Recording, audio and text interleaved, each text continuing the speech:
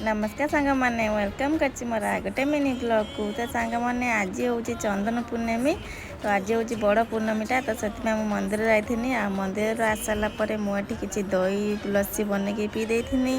जेहेतु मोर आज उपास अच्छी तो यही लस्सी पीकी ही आज मु दिन सारा रही गरम जेहेतु पड़ुची तो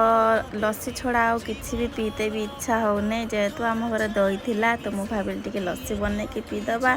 तो आ दिन सारा तो किसी भी खाई इच्छा कहबनी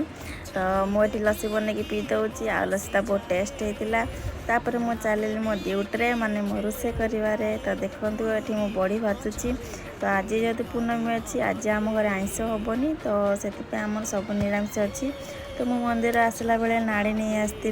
से नाड़ी आलू कदली बड़ी पकईकी मुझे गोटे झोल करदेनी तो तापर मुझे किसी आंब खटे करी तो वीडियो भल लगे लाइक करदे सब्सक्राइब करदे रोची।